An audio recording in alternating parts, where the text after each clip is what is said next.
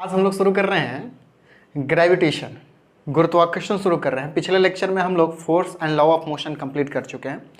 Numerical छोड़ करके total concept हम लोग क्लियर कर चुके हैं। न्यूमेरिकल हम लोग करने वाले हैं, पहले हम लोग टोटल कंसेप्ट समझ रहे हैं, उसके बाद आपको न्यूमेरिकल कराने वाले हैं।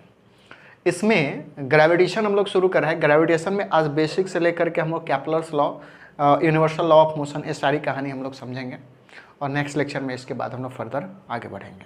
तो चलिए शुरू करते हैं। मैं हूं के कश्यप और प्यारा। ये जो ग्रेविटेशन है, ग्रेविटेशन जो होता है एक क्या होता है, एक तरह का फोर्स है। ठीक है, ये क्या है, फोर्स है, मतलब बल है। पहला बात ये आपको याद होना चाहिए। अब यहाँ ये फोर्स किस तरह का फोर्स है, तो यहाँ पे याद रखिएगा ये नॉन कांटेक्ट फोर्स है। कैसा है, नॉन कांटेक्ट फोर्स। ये फोर्स किस तरह का है, नॉन कांटेक्ट, मतलब ये विदाउट कांटेक्ट किए हुए फोर्स लगता है। जैसे ग्रेविटेशन फोर्स आप नॉर्मल से बात समझ रहे हैं, नॉन कांटेक्ट का मतलब भी समझ रहे हैं। फिजिकली जब टच करके जो फोर्स लगा रहे होते हैं वो क्या होता है, कांटेक्ट फोर्स। और जिसमें हम लोग कांटेक्ट नहीं कर रहे होते हैं वो क्या होता है, नॉन कांटेक्ट फोर्स। जैसे इस बॉक्स को मुझे मूव कराने हैं, इस बॉक्स को मुझे मूव कराने हैं तो फिजिकली मुझे हाथ से इसको टच करना पड़ेगा और तब इसको मुझे क्या करना होगा, पुश करना होगा। ठीक है, तो आगे की तरफ मूव करेगा। तो यहाँ पे जो फोर्स अप्लाई हुआ इसको बोलते हैं कॉन्टैक्ट फोर्स। क्या बोलते हैं, कॉन्टैक्ट फोर्स। ठीक है, अगर कोई बॉक्स है यहाँ पे और यहाँ पे कुछ अर्थ यहाँ पे है और कुछ हाइट पे हम लोग छोड़े हुए हैं और नीचे की तरफ ये गिरना शुरू होता है, तो हम लोग कहते हैं कि ये किसमें कौन सा फोर्स लगा, ग्रेविटेशनल फोर्स लग रहा है। हम लोग जानते हैं इस बात को। तो यहाँ पे ये अर्थ इसको पकड़ के नहीं खींच रहा होता है, तो यहाँ पे हम लोग बोलते हैं एक इस फोर्स का नाम है कौन से, नॉन कॉन्टैक्ट फोर्स, है ना, कॉन्टैक्ट फोर्स। तो यहाँ पे ये जो फोर्स है किस तरह का फोर्स है, नॉन कॉन्टैक्ट फोर्स। और ये फोर्स जो होता है नेचुरली लग रहा होता है, नेचुरल फेनोमेना है, ऐसा कह सकते हैं, नेचुरल फेनोमेना है, फेनोमेना है ना। ये नेचुरल चीज है, मतलब ये हम लोग कुछ नहीं कर रहे, ये नेचर में ऐसा ही एग्जिस्ट करता है। इसलिए इस फोर्स को हम लोग बोलते हैं कौन सी, यूनिवर्सल फोर्स, या फिर इसको बोलते हैं हम लोग कौन सा है, यूनिवर्सल फोर्स। ठीक है, आप जानते हैं कि यूनिवर्स में 5 तरह के फोर्स एग्जिस्ट कर रहे होते हैं, उसमें से ए भी फोर्स क्या होता है, एग्जिस्ट करता है यूनिवर्स में। अच्छा, इसको हम लोग फोर्स को बोले तो यहाँ पे इस फोर्स, अगर ग्रेविटेशनल, अगर मैं बोल रहा हूँ ग्रेविटेशन एक क्या है, फोर्स है। क्या है, फोर्स है। इसका मतलब है इसको बोलेंगे हम लोग गुरुत्वाकर्षण बल। ठीक है, तो पहला बात है समझ में आ गया। अच्छा, ये गुरुत्वाकर्षण बल कहाँ पे लगता है, क्या हर जगह लगता है, हाँ, तो एवरीवेयर लगता है, याद रखिएगा, एवरीवेयर, है ना। हर जगह ये क्या कर रहा होता है, फोर्स लग रहा होता है। कोई आदमी यहाँ पे खड़ा है और यहाँ पे दूसरा कोई आदमी खड़ा है, तो भी ये क्या कर रहा होता है, एक दूसरे का फोर्स लगा रहा होता है। ठीक है ना, एज अ ऑब्जेक्ट हम लोग इमेजिन करते हैं तो इसका फोर्स लगा रहा होता है। लेकिन ये दोनों के बीच में जो फोर्स लग जाता है वो नेग्लिजिबल होता है। कौन से सर, नेग्लिजिबल। इसलिए ये हम लोग को पता नहीं चलता है। जैसे मैं हूँ और आप यहाँ सामने मेरे कैमरा है, तो एक कैमरा भी मुझे क्या कर रहा है, फोर्स लगा रहा होगा, मैं भी इस पे क्या कर रहा हूँ, फोर्स लगा रहा हूँ, लेकिन नेग्लिजिबल होता है। क्यों नेग्लिजिबल होता है, क्योंकि ये फोर्स जो होता है ना, ये फोर्स ये directly proportional to the mass होता है ना, आगे बताऊंगा, है ना। ये समानुपाती होता है, आपको डायरेक्ट, इनडायरेक्ट और डायरेक्ट आप जानते हैं इसको, है ना। ए एम और ए क्या होता है, 1/m, तो ए वाला पॉसिबल है, ए वाला नहीं। ठीक है, तो ये directly proportional to the mass होता है, मतलब मास बढ़ेगा तो ही क्या होगा, ग्रेविटेशनल फोर्स भी बढ़ता है। इसलिए इसको ग्रेविटेशन कहने का रीज़न हो जाता है क्योंकि ये अर्थ पे ही मास ज़्यादा होते हैं। Mass of Earth is very large, mass of Earth is very large, so इसलिए इसका नाम हम लोग देते हैं ग्रेविटेशन। और ज़्यादातर हम लोग जब भी ग्रेविटेशन फोर्स की बात कर रहे होते हैं तो दिमाग में एक बात रहता है कि एक अर्थ जरूर होगा।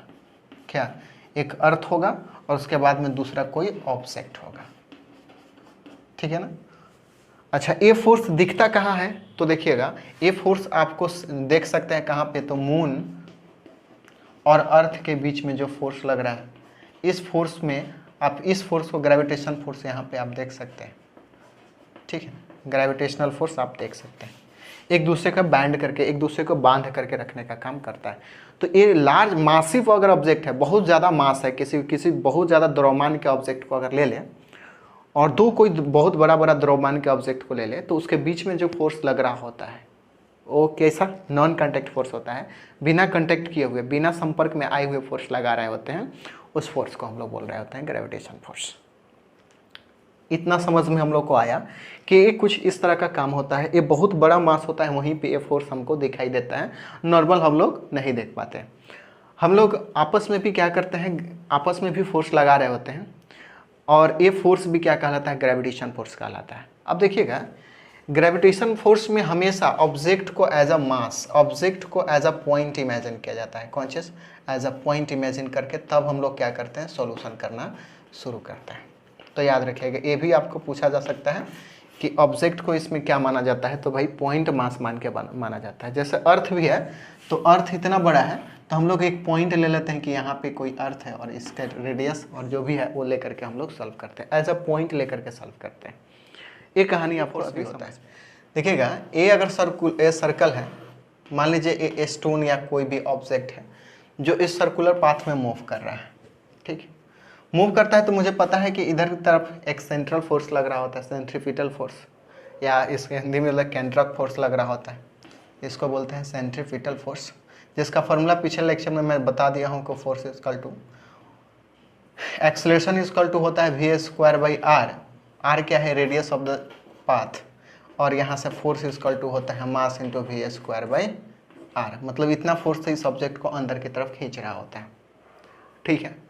और यही चीज़ बाहर से देख रहे होते तो यहाँ दिखता होता है, यहाँ पे खड़ा होकर देखते हैं तो ये बाहर की तरफ सेंट्रीफ्यूगल फोर्स होता है।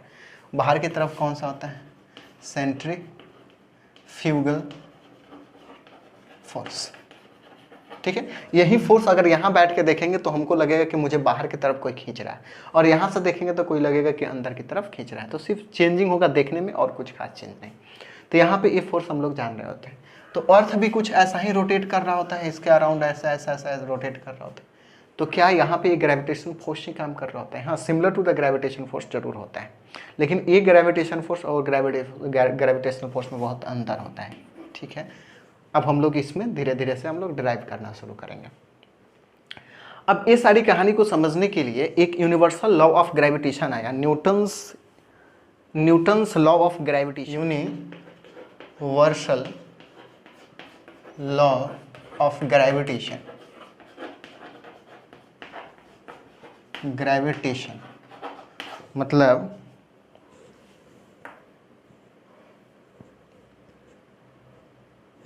कौन चीज, गुरुत्वाकर्षण का नियम,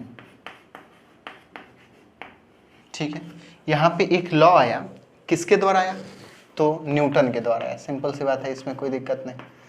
आपको पता है कि मोशन के बारे में फर्स्ट जो डिस्क्राइब इक्वेशन ऑफ मोशन भी क्या आंसर न्यूटन ही दिए हुए थे, और वो हेल्प लिए थे फर्स्ट लॉ को प्रूव करने के लिए गैलीलियो का। हम लोग पढ़ चुके हैं पिछले बार लेक्चर में लॉ ऑफ मोशन के अंदर में।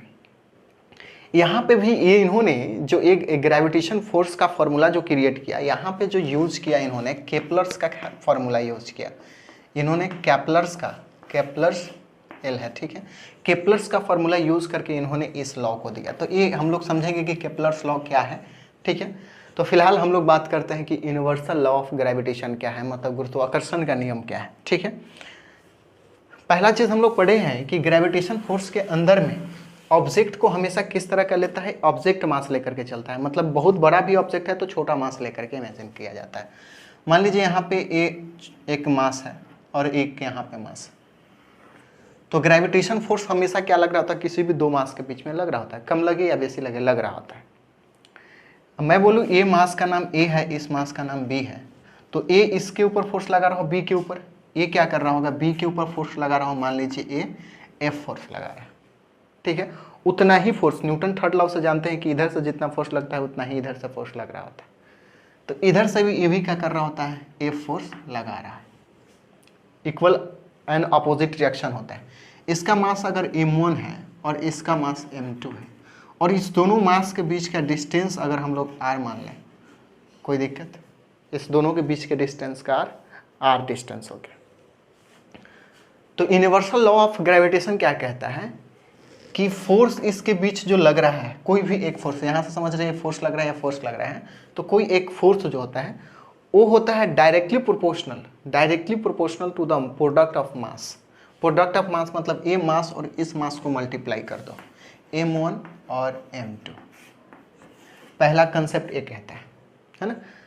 दूसरा बात कहता है कि ये जो फोर्स लग रहे हैं, ठीक है ना, तो कितना डिस्टेंस पे लगा हुआ है उसका व्युत्क्रमानुपाती, स्क्वायर का व्युत्क्रमानुपाती माने वर्ग का, उसके बीच का डिस्टेंस जो है उसका वर्ग का व्युत्क्रमानुपाती है ना। ये क्या है, समानुपाती, वो हो गया व्युत्क्रमानुपाती। तो ये फोर्स है और उसके बीच के डिस्टेंस का कौन चीज इनवर्स प्रोपोर्शनल होता है, स्क्वायर का इनवर्स प्रोपोर्शनल। तो देखिएगा उसके बीच का डिस्टेंस कितना है, r है, और इनवर्स मतलब होता है 1/r है ना। इनडायरेक्ट प्रोपोर्शनल, जिसको हम लोग आगे चल करके इसी चीज़ को व्युत्क्रमानी भी बोल रहे थे। तो व्युत्क्रमानी मतलब 1/r। इसका कौन चीज़ होता है, होल स्क्वायर, मतलब if directly proportional to, sorry inversely proportional, इसको क्या बोलते हैं, inversely proportional to 1/r square. ये इक्वेशन अपना 2 है। अच्छा, ये प्रोपोर्शनलिटी का मतलब क्या होता है, ये समानुपाती, ये जो है हम लोग लिखते हैं प्रोपोर्शनलिटी, इसका मतलब क्या होता है, समानुपाती का मतलब क्या होता है। अब देखिएगा इसको लिखे हैं इतना मास, समझिएगा, एक लिखे हैं इतना 1 सिर्फ r लेते हैं, स्क्वायर को पहले हटाते हैं, ठीक है। ये क्या कर रहा होता है, इसमें बताता है कि अगर मास इंक्रीज कर दिया जाए, मास इंक्रीज कर दिया जाए, देखना मास कहाँ पे है, बाई में नहीं है, किसी वन के बाई में नहीं है, बाई में नहीं है, या फिर किसी के बाई में नहीं है, मतलब बट्टा में नहीं है। तब कहता है कि ये फोर्स, अगर मास को इंक्रीज कर दिया जाए तो फोर्स भी क्या हो जाएगा, इंक्रीज हो जाएगा। अगर मास को डिक्रीज कर दिया जाए, मतलब कम कर दिया जाए, तो फोर्स भी क्या हो जाएगा, कम हो जाएगा। ये बात कहता है कौन चीज, ये समानुपाती। व्युत्क्रमानुपाती क्या कहता है, जस्ट इसका व्युत्क्रम मतलब उल्टा। अगर इसको हम लोग बढ़ा दें, मतलब r बढ़ा रहे हैं, मतलब 1/r नहीं, सिर्फ r बढ़ा रहे हैं, r को अगर इंक्रीज कर दें तो फोर्स क्या होता है, डिक्रीज कर जाता है। अगर r को डिक्रीज कर दे फोर्स इंक्रीज हो जाता है। अब समझिएगा, r के रिस्पेक्ट में समझिए इस बात को। मास अगर हम लोग बढ़ा रहे हैं, दोनों मास बढ़ा रहे हैं, तो बहुत बड़ा मास हो जाएगा, तो बीच में फोर्स भी क्या होगा, बढ़ेगा। नॉर्मल सी बात है, दिमाग चल रहा है कि नहीं। अगर दो बहुत बड़ा मास अगर ले ले तो उसके बीच में क्या हो जाएगा, फोर्स बढ़ेगा। अगर इस दोनों फोर्स, ये दोनों मास को थोड़ा नज़दीक करेंगे तो r क्या होगा, कम होगा। अब समझिएगा, ये नज़दीक कर रहे हैं तो नज़दीक करेंगे तो r क्या होगा, पहले r से कम हो जाएगा, पहले ए r1 कर ले, r से कम हो जाएगा। जब इसको नज़दीक करेंगे तो इसके बीच में नज़दीक होगा, उतना ही अट्रैक्शन बढ़ेगा कि घटेगा। जो नज़दीक होगा उतना ही ज़्यादा क्या होगा, फोर्स लगा रहा होगा। जितना दूर जाएंगे उतना कम फोर्स होता चला जाता है। एक बात होता है कि एक कहाँ तक फोर्स लगा सकता है, ग्रेविटेशन फोर्स कहाँ तक लग सकता है ना, गुरुत्वाकर्षण बल लग कहाँ तक। अगर ऑब्जेक्ट को कहाँ रख दे तो फोर्स नहीं लगेगा। तो आप कहीं भी रख लो, अगर मैं यहाँ हूँ, अगर इनफाइनाइट दूरी पर भी रख लो, है ना, इनडेफिनिट डिस्टेंस पर रख लो, तो भी वो फोर्स लग रहा होता है।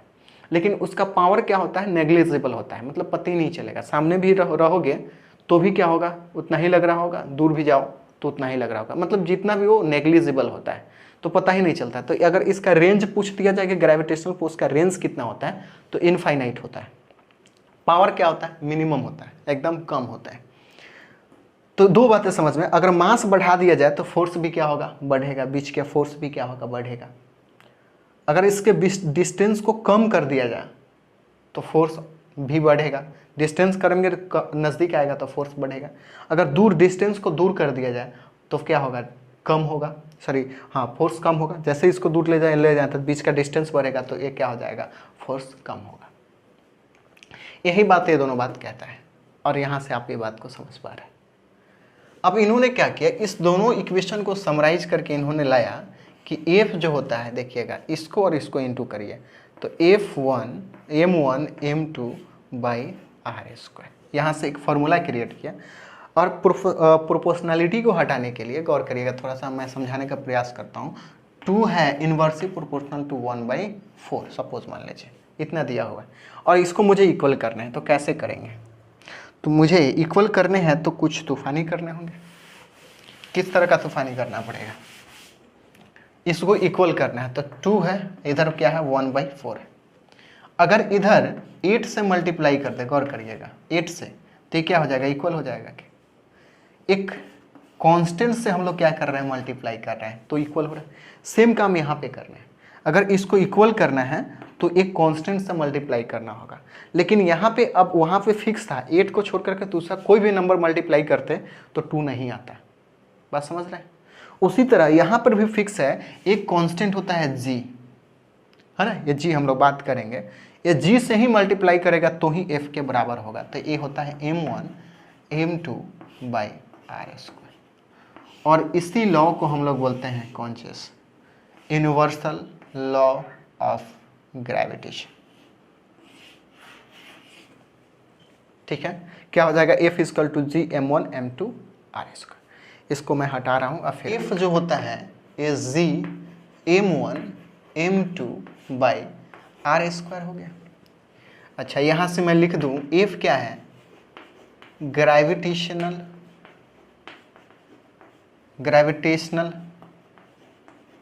फोर्स, गुरुत्वाकर्षण बल।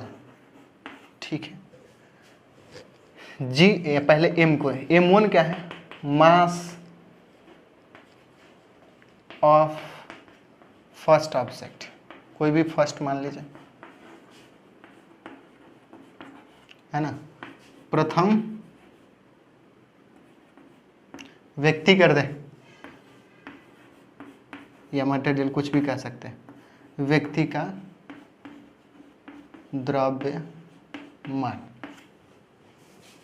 m2 क्या है, मास ऑफ सेकेंड कर देते हैं इसको, सेकेंड ऑब्जेक्ट, मतलब दूसरा व्यक्ति का द्रव्यमान। r क्या है, distance between m1 and m2, m1 and और ठीक है, इतना तो समझे, और m2 के बीच का दूरी। ठीक है, इतना बात समझ। अब यहाँ पे मेन इंपॉर्टेंट g जो होता है, ठीक है ना, g को बोलते हैं हम लोग ग्रेविटेशनल कांस्टेंट। क्या बोलते हैं, ग्रेविटेशनल कांस्टेंट। ठीक है, या इसी को यूनिवर्सल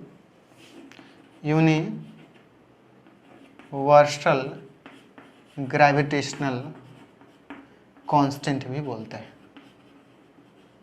है ना। हिंदी में इसको बोलते हैं व्युत्क्रम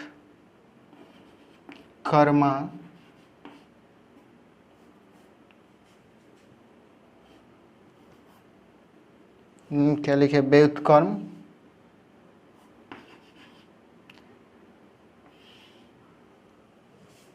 उल्टा लिख दे,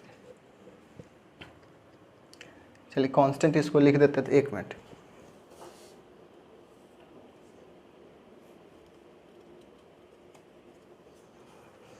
है ना, इसको गुरुत्वाकर्षण, इसको उल्टा लिख रहे थे, ठीक है ना। इसको बोलते हैं हम लोग गुरुत्वाकर्षण स्थिरांक। ठीक है, इसको क्या बोलते हैं, गुरुत्वाकर्षण स्थिरांक। ठीक है, इसको जी को बोलते हैं। अच्छा, ये जी का जो वैल्यू होता है फिक्स होता है। पहले ही हम लोग यहाँ पे 2 इन्वर्सली प्रोपोर्शनल 1/4 लिए थे, तो वहाँ पे 8 से मल्टीप्लाई कर रहे थे तो क्या होता है, इक्वल हो रहा था। यहाँ पर भी ये जी जो है कांस्टेंट है, तो जी का एक वैल्यू होता है, जी का वैल्यू होता है, याद रखिएगा 6.7 इंटू 10⁻⁻11 के बराबर होता है। इसका यूनिट पे हम लोग बात करेंगे। ये जो वैल्यू मेजर किया गया था, ये मेजर किया गया हेनरी, है ना, कैवेंडिश के द्वारा। किसके द्वारा, हेनरी कैवेंडिश के द्वारा ये क्या, इसका वैल्यू कैलकुलेट किया गया था। तो याद रखिएगा, ये इंपॉर्टेंट है आपके लिए कि इसका वैल्यू किसने दिया। अब यहाँ से बात आता है, इसको आप क्या कर ले, इसको फटाफट से स्क्रीन से फोटो ले लें। अब हम लोग क्या करने वाले हैं, जी का यूनिट क्या होता है, स्मॉल जी जो ग्रेविटेशनल कांस्टेंट है उसका यूनिट क्या होता है, गुरुत्व। समझिएगा, हम लोग जानते हैं कि फोर्स का यूनिट अगर पूछती है तो हम लोग जानते हैं कितना, यूनिट ऑफ फोर्स क्या होता है, न्यूटन होता है, हम लोग जानते हैं। और 1 newton equal to 1 kg metre per second square भी जानते हैं, कोई दिक्कत की बात नहीं।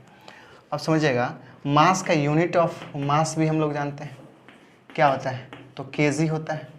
और यूनिट ऑफ आर क्या है, लेंथ है, तो लेंथ भी हम लोग जानते हैं क्या होता है, मीटर। ये सब कौन सा यूनिट में है, तो एसआई यूनिट में।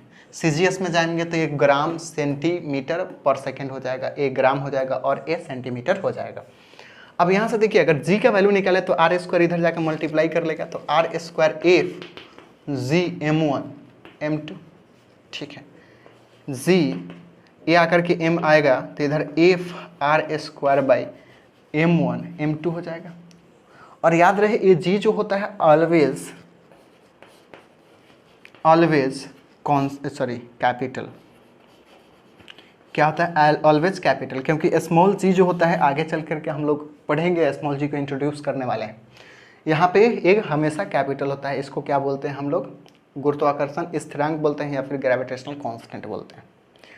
अब समझिएगा इसका यूनिट, अब देखिएगा यूनिट ऑफ जी, कौन सा जी, कैपिटल जी। न्यूटन देखिए क्या है, फोर्स है, फोर्स का क्या होता है, न्यूटन। आर स्क्वायर, आर क्या है, लेंथ है, कितने है, 2 है, तो मतलब मीटर स्क्वायर। अब बाई एक मास केजी और एक और मास है तो एक और केजी, इसका मतलब newton metre square by KG square.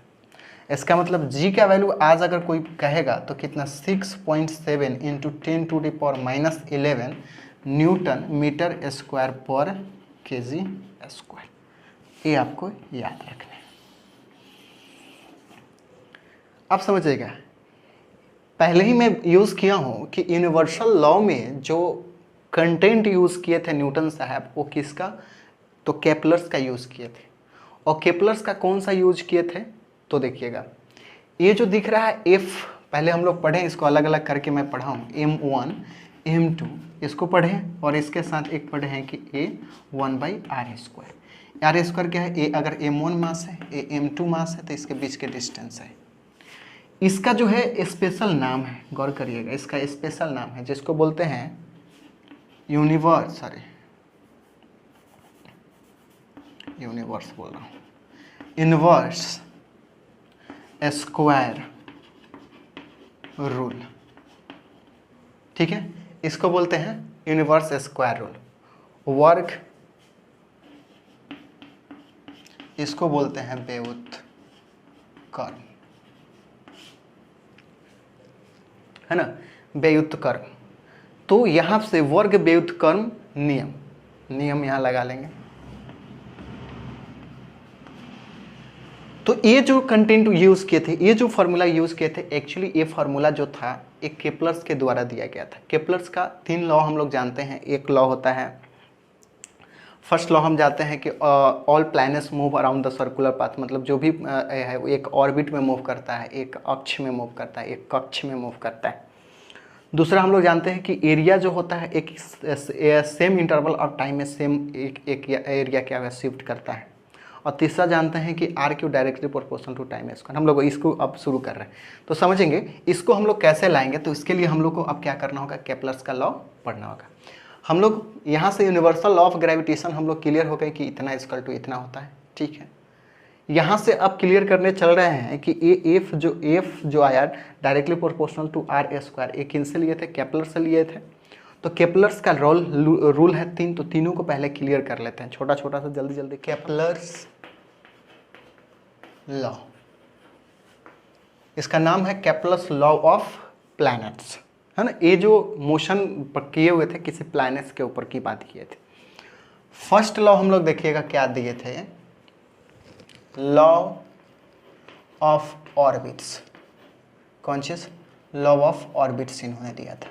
Orbits मतलब होता है कौन सी, कक्षा, है ना। समझिएगा, इन्होंने केपलर्स के द्वारा इन्होंने बताया था कि every planets move around the elliptical path. पहला बात समझिएगा, एलिप्टिकल पाथ क्या होता है, हम लोग 11th क्लास में पढ़े होंगे, आगे चल के आपको पढ़ना है मैथमेटिक्स के अंदर में, इलिप्स। इलिप्स से ही है, इलिप्स फिगर ही कहलाता है आपका एलिप्टिकल पाथ, उस पाथ को बोलते हैं एलिप्टिकल। एक्चुअली होता क्या है देखिएगा, हम लोग सर्कल जानते हैं कि ये सर्कल ऐसा होता है, बीच में एक सेंटर होता है और ए आर होता है, हर जगह क्या होता है, आर होता है, कहीं भी जाए ये आर होता है, तो इसको हम लोग बोलते हैं सर्कल। सर्कल को क्या करते हैं, ऊपर से दबा करके थोड़ा लंबा कर दे तो बनता है एलिप्स। क्या बनता है, एलिप्स। और ये जो पाथ है इसके अराउंड जो मूव करेगा, इस पाथ को बोलते हैं हम लोग कॉन्शियस एलिप्टिकल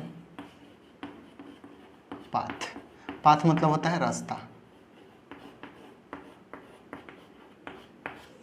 ठीक है, रास्ता। होता क्या है, जब इसको चिपटा करते हैं तो इसमें दो सेंटर बन जाता है, ठीक है। इसमें एक यहाँ पे सेंटर इमेजिन करता है लोग, एक यहाँ पे सेंटर इमेजिन करता है लोग, ठीक है। अच्छा, इसका कुछ बेसिक कंसेप्ट और होता है कि ए एलिप्टिकल पार्ट है, अगर सेंटर बीच में हो तो यहाँ से ए डिस्टेंस ए माना जाए तो ए भी क्या होता है, माइनस ए होता है, और यहाँ से ए बी होता है, क्योंकि ए इसके इक्वल नहीं होगा, दिख भी रहा है, तो ए माइनस बी होता है, ठीक है। जब भी हम लोग प्लैनस की बात कर रहे हैं तो ए जो एक्स एक्सिस दिख रहा है, एक्चुअली ए क्या है, एक्स एक्सिस, और ए वाला क्या है, वाई एक्सिस। तो यहाँ से एक्स एक्सिस अगर ड्रॉ कर लें, यहाँ पे देख लीजिएगा, तो यहाँ पे दो पॉइंट्स है ना, इधर से एक सर्कुलर इमेजिन कर लीजिए, इधर से सर्कुलर इमेजिन करके दो सेंटर हम लोग क्रिएट करते हैं। एक्चुअली इसको बोलते हैं फोकी, है ना, इसको बोलते हैं फोकस, मतलब फोकस बोलते हैं। और कहा जाता है कि कोई एक फोकस पे सन है, इस पे ले सकते हो या उस पे, किसी पे एक पे ले लो, तो ये मान लो ये हो गया सन। और जानते हैं कि सन के अराउंड क्या कर रहा होता है, अर्थ या कोई भी प्लैनेट्स ले लेते हैं, प्लैनेट मूव कर रहा होता है, तो ये क्या कहते हैं देखिएगा, यहाँ से इसको ज्वाइन कर दे और इसको ज्वाइन कर दे, फोकस है। तो ये जो मूव करेगा, ये जो प्लैनेट है, अर्थ ही ले लीजिए, अर्थ मूव करेगा तो ऐसे ऐसे ऐसे ऐसे ऐसे मूव करेगा, ठीक है। तो ये जो पाथ है वो कैसा पाथ है, तो इलिप्टिकल पाथ। ये फर्स्ट लॉ यही बात कहता है कि every planets move on the elliptical path, बस इतना ही, मतलब ये इलिप्टिकल पाथ है, इसी के ऊपर मूव करता है। यहाँ से एक चीज़ और समझ सकते हैं कि ये प्लैनेट्स का स्पीड मैक्सिमम किधर में होता है, तो यहाँ पे आता है ना, ये सन के नज़दीक जब आता है तो स्पीड इसका मैक्सिमम हो जाता है, और इधर जाएगा तो दूर हो जाएगा। जैसे इसको डोरा समझ लीजिए कि ये डोरा से इसको बंधा हुआ है, तो यहाँ पे जाएंगे आएंगे तो स्पीड इंक्रीज होते होते यहाँ मैक्सिमम होगा, फिर यहाँ से डिक्रीज होते होते यहाँ पे डिक्रीज होगा, और यहाँ पे फिर इंक्रीज होने लगेगा। तो मैक्सिमम होता है, अगर यहाँ पे सन ले ले तो यहाँ पे मैक्सिमम हो जाएगा, अगर इधर मैं सन लिया हूँ तो मैक्सिमम जब सन के सामने आएगा तो स्पीड उसका मैक्सिमम हाल से नीचे जल्दी से नीचे होकर पास कर जाएगा, इतना याद रखना है। तो फर्स्ट कैपलर्स लॉ हम लोग समझ गए कि कुछ ऐसा कहते हैं, ठीक है। एलिप्स भी समझ गए कि कुछ ऐसा होता है। दूसरा क्या कहता है, law of conscious areas, law of areas, गौर करिएगा। लॉ ऑफ एरियाज क्या कहता है, इलिप्टिकल पाथ अगर ले लें, गौर करिएगा, और यहाँ पे हम लोग ले रहे हैं कॉन्शियस सन को, तो एक मान लीजिए, एक यहाँ पे अर्थ ही को ले लीजिए, अर्थ है यहाँ पे, है ना, टी टाइम में क्या करता है, ट्रैवल करके यहाँ तक चला जाता है, तो ये एरिया फॉर्म करेगा कुछ यहाँ से ऐसे, है ना। उतना ही टाइम में समझिएगा, कुछ टाइम में यहाँ पे इमेजिन किया, अर्थ कुछ टाइम बाद में यहाँ आ गया, अर्थ यहाँ आ गया, है ना। अब यहाँ से टाइम देखना शुरू किया, जैसे यहाँ से टी टाइम में यहाँ तक गया, अब इसके बाद टाइम हम भूल गए भाई, अब यहाँ से देखना शुरू किए, यहाँ से देखना शुरू किए तो टी टाइम बाद देखें कि वो कहाँ तक जाएगा, जितना टाइम यहाँ है उतना ही टाइम में देखेंगे कि ये कहाँ तक जाएगा। तो यहाँ से तो मुझे पता है कि स्पीड ज़्यादा है तो डिस्टेंस ज़्यादा ट्रैवल करेगा, तो मान लीजिए यहाँ तक आ गया, है ना, तो इसको ज्वाइन कर दें, तो यहाँ पे ए एरिया फॉर्म करें, इसको ओ नाम दे दे बी, और इसको सी और इसको डी मान ले, तो ए क्या कहता है, ए लॉ कहता है कि एरिया, गौर करिएगा, एरिया कौन सा, तो सी ओ डी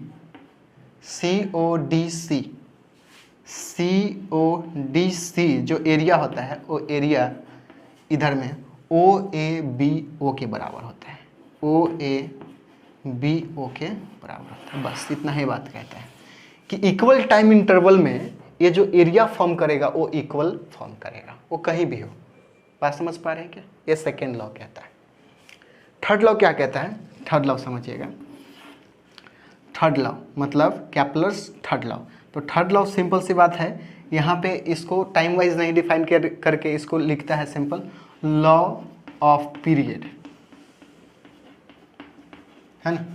अच्छा, इसको फर्स्ट लॉ ऑफ केपलर्स भी बोलते हैं, इसको सेकेंड लॉ ऑफ केपलर्स बोलते हैं, इसको थर्ड लॉ ऑफ केपलर्स बोलते हैं, और इसको लॉ ऑफ पीरियड भी बोलते हैं। कोई दिक्कत की बात नहीं होनी चाहिए। ये सिंपल से कहते हैं कि भाई यहाँ से ऐसा मूव करा तो एक कुछ आर डिस्टेंस, मान लीजिए कि आर डिस्टेंस पे ऑब्जेक्ट, और टाइम यहाँ से मूव किया तो टाइम टी में, तो आर क्यू जो है वो डायरेक्टली प्रोपोर्शनल होता है टाइम स्क्वायर के। सिंपल बात, इतना ही का है। तो यहाँ से R Q by T square, ऐसा करिए पहले, ऐसा आर क्यू, इसको इक्वल करने के लिए एक कांस्टेंट से मल्टीप्लाई कर दे, हो जाएगा। तो यहाँ R Q by T square equal to क्या हो जाएगा? कांस्टेंट। के आ जाएगा तो के कांस्टेंट हो जाएगा। तो ऐसा ये बात कहा इन्होंने कॉन्शियस कैप्लर्स का थर्ड लॉ कि आर क्यू ऑब्जेक्ट का distance from the sun to the planets, and time क्या है? टाइम इंटरवल, कि कितना टाइम में वो मूव कर रहा है। तो एक टाइम इंटरवल में अगर उसके आर क्यू और टाइम के स्क्वायर से डिवाइड कर देते हैं तो एक कांस्टेंट वैल्यू आता है। ये बात कौन कहता है? लॉ ऑफ पीरियड्स, मतलब कैप्लर्स थर्ड लॉ। अब ये कैसे रिलेटेड है आप देखिएगा, यहाँ से सिंपल कहानी समझिएगा। मुझे पता है कि अगर इलिप्टिकल पार्ट में अगर ये मूव कर रहा है तो अंदर की तरफ एक फोर्स लग रहा होगा, उस फोर्स का नाम क्या है? Centripetal force. अच्छा, तो ये जो होता है, इन्होंने कहा कि ये directly proportional to V square by R होता है। वी स्क्वायर बाई आर कौन सा? मान लीजिए ये अर्थ है तो इसके अबाउट में मूव कर रहा होगा वी के स्पीड से। हम लोग सर्कुलर मोशन पढ़े हैं, कोई दिक्कत की बात नहीं होनी चाहिए। और ये डिस्टेंस हम लोग तो आर के हैं, तो वी स्क्वायर बाई क्या होता है? आर होता है। ये केपलर्स थर्ड लॉ के माध्यम से हम लोग इसको लाए थे। आप समझिएगा, अगर सर्कुलर पाथ में अगर ऑब्जेक्ट मूव कर रहा है तो मुझे पता है velocity is equal to distance upon time होता है। तो एक बार राउंड इमेजिन कर ले कि ये सर्कुलर है, तो एक राउंड मूव करेगा तो 2 पाई आर, ठीक है, एक राउंड मूव करेगा तो 2 पाई आर, और बाई टाइम, तो ये क्या हो जाएगा? इसका स्पीड हो जाएगा। इस बात को अच्छी तरह समझ पा रहे हैं क्या? तो स्पीड इक्वल टू हम लोग के पास फॉर्मूला ये हो जाता है। अगर इस स्पीड को यहाँ पे अगर डाल दे तो एफ क्या हो जाएगा? देखिए 2 पाई आर बाई टी का होल स्क्वायर, 1 बाई कितना? आर। यहाँ से आर ये कितना हो जाएगा? 4 pi square R square by कितना? टी स्क्वायर, 1 बाई कितना? आर। गौर कीजिएगा, यहाँ पे अगर आर से मल्टीप्लाई और डिवाइड कर दे तो कोई दिक्कत? रूल है, कर सकते हैं मल्टीप्लाई डिवाइड। इस आर को इसको मल्टीप्लाई कर दीजिए, तो ये 4 पाई स्क्वायर और ए आके into R Q by T square, और ए कितना? Into 1 by R square. गौर कीजिएगा, ये पार्ट क्या है? कांस्टेंट है क्या? कौन सा रूल से? थर्ड लॉ से। देखिए R Q by T square, ये क्या होता है? कांस्टेंट। तो ये हो गया एफ, और ये क्या है? 4 पाई स्क्वायर, ये भी क्या है? कांस्टेंट। कांस्टेंट इंटू कांस्टेंट क्या होता है? कांस्टेंट, ठीक है। और जब भी प्रोपोर्शनैलिटी लिखते हैं तो वहाँ पे कांस्टेंट का कोई मतलब नहीं होता है। अगर मान लीजिए एफ कह रहा है कि 2m है तो इसको प्रोपोर्शनल में लिखना है, तो आप कांस्टेंट देखो कौन है इसमें? 2 है, हटा दो इसको। तो प्रोपोर्शनल में आप कांस्टेंट को हटा देते हैं, तो यहाँ से एक कांस्टेंट है, हटाएंगे तो यहाँ से F directly proportional to 1 by R square हो जाएगा। यही होता है कौन सा? वर्ग व्युत्क्रम नियम, ठीक है। इनवर्स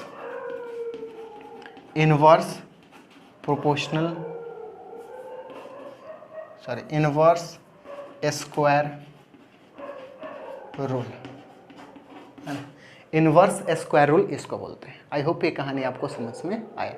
तो यहाँ से न्यूटन साहब ने यूज़ किया था F is equal to mass 1 mass 2 by R square into G. इसको प्रूफ करने के लिए न्यूटन महाराज ये इनवर्स स्क्वायर रूल को यूज़ किया था उन्होंने, ठीक है ना। तो इसलिए रिस्पॉन्सिबिलिटी आप की बात करें तो यहाँ पे आप केपलर्स को भी दे सकते हैं कि उनका भी बहुत बड़ा योगदान रहा है conscious gravitational Newton gravitational law of gravitation देने के लिए, law universal law of gravitation को देने के लिए इनका कौन चीज़ बड़ा हाथ था, क्योंकि इनको यूज़ करके इन्होंने न्यूटन साहब ने ही अपने फार्मूला को डिराइव किया था। न्यूटन साहब आप याद हो तो फर्स्ट लॉ ऑफ मोशन पढ़े होंगे, तो फर्स्ट लॉ ऑफ मोशन में भी किसका, इन्होंने गैलीलियो का हेल्प लेकर के ही प्रूफ किया था Newton first law of motion. और उसको उसमें सिर्फ क्या इंक्रीजमेंट किया था आपको याद है Newton first law of motion में, न्यूटन का फर्स्ट लॉ ऑफ मोशन आप जानते हैं कि कोई भी ऑब्जेक्ट मूव करता है तो करना चाहता है, तो उन्होंने उसमें जोर दिया कि जब तक एक्सटर्नल फोर्स नहीं लगाते हैं। केपलर साहब सिर्फ कहे कि जब तक ये अगर इसको मूव करेगा तो मूव करता ही रहेगा, अगर जब तक बाहरी कुछ वहाँ पे फोर्स को डिफाइन नहीं किए थे। तो जब क्या कर सकता है, मैक्सिमम फोर्स क्या होता है, जब तक यूज़ नहीं करते हैं, जब तक वो रेस्ट में नहीं आता है, और वो जब तक वो कौन चीज़ में नहीं आता है, मोशन में नहीं आएगा। तो न्यूटन का फर्स्ट लॉ, चलिए वो वहाँ पे मैं पढ़ा चुका हूँ, उसको देख लेंगे। और यहाँ पे इनका योगदान रहा है न्यूटन का। तो यहाँ से आपको समझ में आ गया कि केपलर्स लॉ क्या होता है, फर्स्ट लॉ, सेकेंड लॉ है, थर्ड लॉ केपलर्स का क्या कहता है, और न्यूटन का लॉ ऑफ ग्रेविटेशन क्या होता है। आई होप ये सारी कहानी आपको समझ में आया होगा। तो चलिए फिर मिलते हैं हम लोग इसके बाद नए कंसेप्ट के साथ, और इसको फर्दर आगे हम लोग बढ़ाने वाले हैं, क्योंकि अभी सिर्फ F = G m1m2/r² पढ़े हैं। इस पे हम लोग कुछ न्यूमेरिकल नेक्स्ट लेक्चर में लेकर के आएंगे, और इससे रिलेटेड और भी कंसेप्ट उसको लेकर के आपको प्रोवाइड करेंगे। फिर मिलते हैं हम लोग नेक्स्ट वीडियो में, जब तक एंजॉय करें, पढ़ाई करें।